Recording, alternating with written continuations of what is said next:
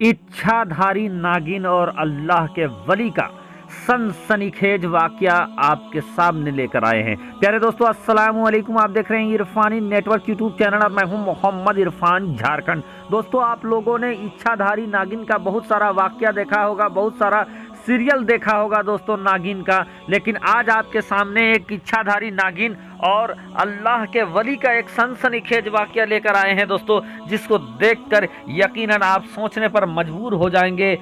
तो दोस्तों, वीडियो का आगाज करें उससे पहले रब की बारगाह में दुआ करते हैं कि या अल्लाह, जितने लोग इस वीडियो को देख रहे हैं, जितने लोग इस वीडियो को लाइक करके चैनल को सब्सक्राइब कर रहे हैं, या अल्लाह तो उनके माँ बाप के उम्र को 2 गुनी बढ़ा दे।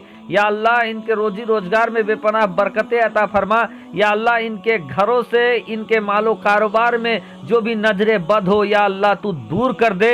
या अल्लाह रोजी रोजगार में बेपनाह बरकतें अता फरमा और इनके माँ बाप की उम्र को 100 साल बढ़ा दे। आमीन बजाहे सैयदुल मुरसलीन। प्यारे दोस्तों, आज का वाकया मुल्क ईरान के एक बादशाह जिसका नाम बादशाह सरमद था। बादशाह सरमद जिसके 2 बच्चे थे, 2 शहजादे थे, और सबसे बड़ा शहजादा जो हुस्न में लाजवाब था, खूबसूरती बेमिसाल थी। दोस्तों, बादशाह के दोनों शहजादे बड़े नेक थे, लेकिन जो सबसे बड़ा शहजादा था बादशाह सरमद का, उसकी खूबसूरती का दुहाई दिया जाता था।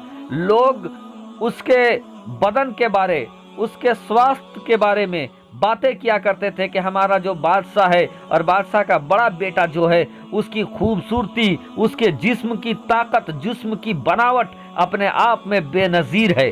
दोस्तों, एक बार का वाकया है कि बादशाह के बड़े बेटे ने निकाह कर लिया, शादी कर लिया, और शादी के बाद था ऐसा कि उसकी तबीयत हमेशा ख़राब होने लगी।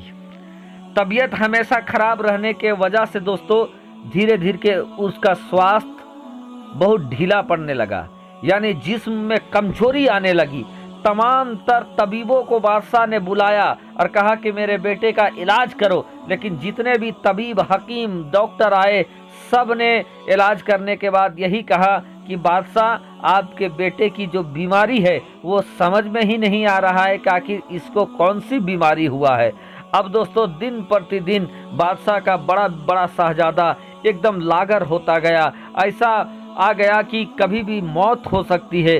अब इसी चीज़ को देखकर बादशाह बड़ा घबरा गया, बड़ा टेंशन में बादशाह सरमद आ गया, और इसी टेंशन के आलम में दोस्तों बादशाह सरमद जंगल की तरफ निकल गया। बगैर किसी लाव लश्कर के जंगल की तरफ निकल गया कि मैं जंगल की तरफ जाता हूँ, काश कोई अल्लाह वाला मिल जाए और बादशाह के मेरे बेटे के लिए कोई मुफीद दुआ बता दिया जाए, या मेरे बेटे के ज़िंदगी को बचाने का कोई तरीका मिल जाए। इसी चीज़ को सोचकर बादशाह बगैर किसी को बचाए जंगल की तरफ निकल जाता है। बादशाह सरमद जब जंगल की तरफ निकलता है, जंगल के बीचों बीच पहुंचने के बाद देखता है कि एक जगह से कुछ पढ़ने की आवाज़ आ रही है, इबादत की आवाज़ आ रही है। सामने आता है तो देखता है एक गार में एक अल्लाह वाले हैं और वहीं पर वो इबादत कर रहे हैं। जब उनको देखा कि इतने घने जंगल में एक अल्लाह वाले हैं और यहाँ इबादत कर रहे हैं, बादशाह सरमद ये सोचने लगा कि इनको यहाँ पर खाना कौन देता होगा। अभी बादशाह सरमद इतने ही सोच रहे थे कि यहाँ इनको खाना कौन देता होगा कि देखे कि एक चिड़िया अपने पंजों में एक बहुत हसीन कपड़े को दबोच कर ले आई और लाने के बाद उस अल्लाह वाले के सामने रख देती है। रखने के बाद जब वो अल्लाह वाले उसको हटाते, खोलते हैं तो वहाँ खाना मौजूद रहता है। इस चीज़ को देखने के बाद बादशाह सरमद समझ जाता है कि इन अल्लाह वाले के खाने का इंतजाम, इनके रिज्क का इंतजाम इसी तरीके से करते हैं। बारकैब दोस्तों, धीरे धीरे बादशाह सरमद वो अल्लाह वाले के सामने पहुंच जाते हैं, और पहुंचने के बाद क्या थे कि उनसे हम कलाम होते हैं, बातें करते हैं, और बातें करने के बाद ये कहते हैं कि आप अल्लाह वाले हैं, मेरे बच्चे के लिए आप दुआ कर दीजिए। मेरा बच्चा बड़ा लागर हो गया है, बड़ा बीमार हो गया है, कोई भी दवा असर नहीं कर रहा है, मेरे बच्चे के लिए आप दुआ करें। वो अल्लाह वाले बादशाह की बात को सुनने के बाद कहते हैं कि ठीक है, लेकिन पहले तुम अपने बेटे को तुम लेकर यहाँ यहाँ आओ। फिर क्या था दोस्तों, बादशाह फौरन मुड़ता है, महल जाता है और अपने बीमार बेटे को लेकर उस अल्लाह वाले के गुफा में आ जाता है। जब अल्लाह वाले के गुफा में आता है तो उसको देखने के बाद, वो अल्लाह वाले को देखने के बाद, वो अल्लाह वाले बादशाह के बेटे को कहते हैं कि सुनो, तुम्हारे साथ क्या कोई वाकया ऐसा गुजरा है जो तुम लोगों को छुपा रहे हो? मुझे तुम्हारी बीमारी तो समझ में आ गई है, लेकिन तुम्हारे साथ कुछ ऐसा वाकया हुआ है? अगर हुआ है तो तुम बताओ। बादशाह का बेटा ये कहता है कि हुजूर, मैं एक बार शिकार खेलने को गया था, और जब मैं शिकार खेलने को गया तो एक हिरन के पीछे भागा।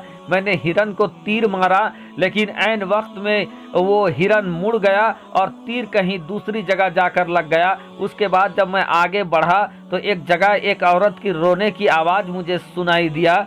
जब मैं आगे बढ़ा तो देखा एक हसीन व जमील औरत वहाँ पर रो रही है, और सामने गया तो देखा कि आधा इंसान है और आधा सांप का उसका जिस्म है। जब जाने के बाद मैंने पूछा कि कौन हो, तो उसने कहा कि मैं यहाँ का रहने वाली हूँ और मुझे एक जादूगर उठाकर यहाँ पर लाया है और अपने जादू के बल से मेरे जान को एक उल्लू में डाल दिया है जादू से, और मुझे इस हालत में यहाँ पर छोड़ दिया है, मुझे सता रहा है।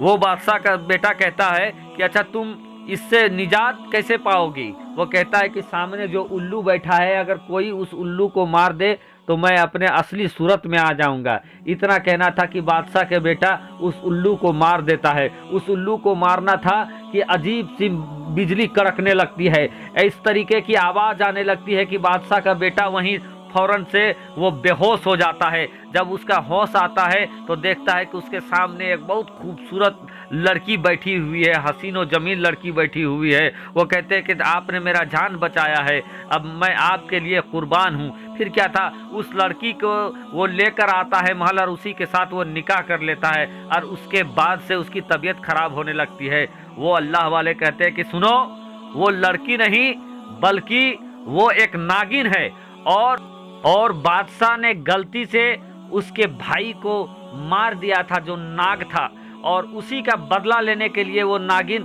तुम्हारे साथ शादी की धोखे से, और उसी के जहर की वजह से तुम बीमार हो। और इतना जब जाना बादशाह और बादशाह के शहजादे ने, तो उसने कहा कि अब मैं फौरन उसको मार दूंगा। वो अल्लाह वाले कहते हैं कि सुनो, वो अब तुम जब जाओगे वो तुम्हें घर में नहीं मिलेगी, उसको मालूम चल चुका है, और वो अब वहाँ से भाग गई। इतना सुनना था कि बादशाह का बेटा कहता है कि तब तो वो मुझे किसी तरीके से और दूसरे तरीके से मुझे नुकसान पहुँचाएगी। वो अल्लाह वाले कहते हैं सुनो, मैं तुम्हें तावीज़ दे रहा हूँ, इस तावीज़ को और इस वजीफे को पढ़ना, और तावीज़ को आप बाजू में बांध कर रखना। फिर क्या था दोस्तों, तावीज़ को उसने बाजू में बांधा और वो चला जाता है महल जाकर पता करता है। अपनी बीवी के बारे में तो पता चला कि वो महल छोड़कर भाग चुकी है। फिर क्या था दोस्तों, वो वजीफा करने लगता है उस बुजुर्ग के दिए वजीफे को और ताबीज़ को, और जिसकी बरकत से दोस्तों वो ठीक हो जाता है, और फिर वो नागिन उसको नुकसान नहीं पहुंचा पाती है। तो ये था बादशाह सरमद और उसके शहजादे का एक वाकया जो मैंने आपके सामने रखा। कैसा लगा कमेंट में बताएं।